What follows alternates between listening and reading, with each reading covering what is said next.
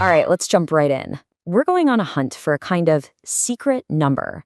It's a big-sounding math concept called the constant of proportionality, but trust me, by the end of this quick explainer, you're going to know exactly how to find it, no problem. So, here's the deal. In any proportional relationship, there's always this one single number that connects X and Y. It's like the secret key.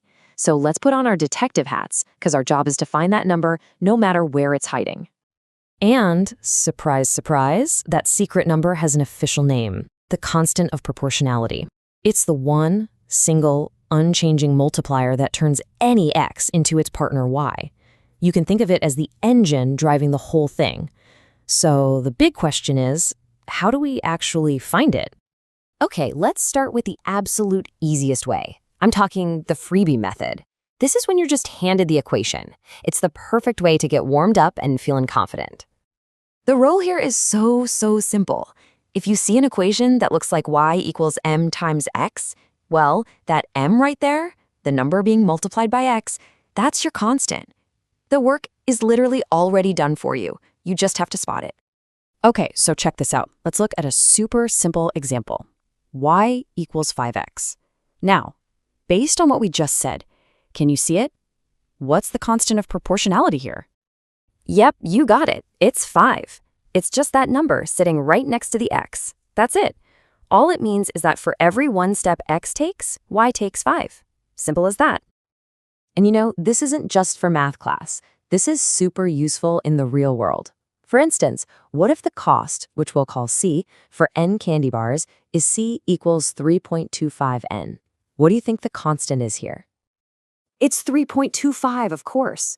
And see, in this example, that number has a real-world meaning. It's the constant rate, which is just a fancy way of saying it's the price for one candy bar, $3.25. Okay, that was easy enough, right? But what happens when you don't have a nice, neat equation? What if all you've got is a table full of numbers?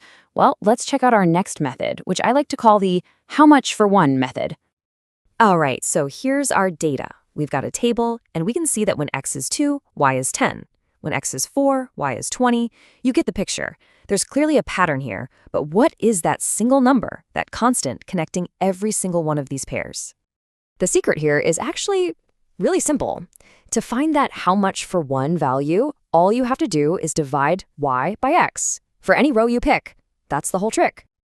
So let's try it. First row, 10 divided by 2, that's 5. Okay. Second row, 20 divided by 4, that's also 5.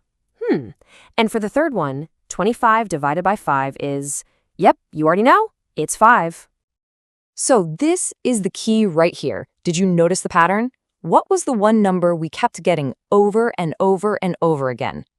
We got 5 every single time.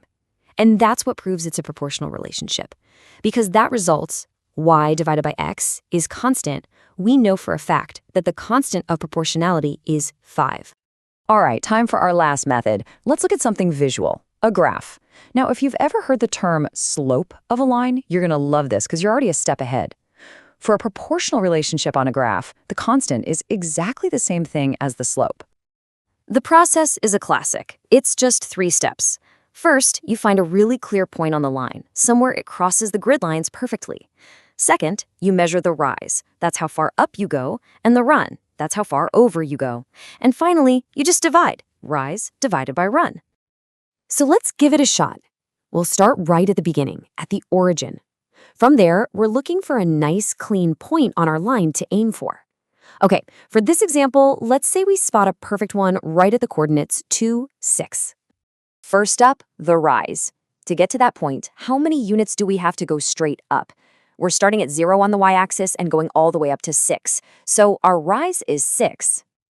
Okay, now for the run. How many units do we have to go to the right, along the x-axis, to get to our spot? We're going from 0 over to 2. So our run is 2. And now for the grand finale. We just divide. Rise divided by run. That's 6 divided by 2, which equals 3. And boom, there it is. The constant of proportionality for this graph is 3. So, there you have it. An equation, a table, a graph, 3 different places to look, but we've found that secret number every time. Let's wrap this all up with a quick summary. Think of this as your new go-to proportionality toolkit. So let's recap. If you've got an equation like y equals mx, the constant is just m. If you're looking at a table, all you do is divide y by x for any row. And if you're looking at a graph, you just calculate the rise over the run. Bam! 3 tools ready for any situation. And really, this is what it's all about. It doesn't matter how you find it. The method might be different, but that secret number you're hunting for is always the exact same thing. It's that one steady, unchanging rate that connects x and y. So, now you know the secret. You've got the tools. Here's a question to leave you with. Where are you going to spot this stuff in the real world? Think about it. Is it in recipes? Your car's gas mileage? Maybe your hourly pay at a job? Once you know what to look for, you'll start seeing it everywhere.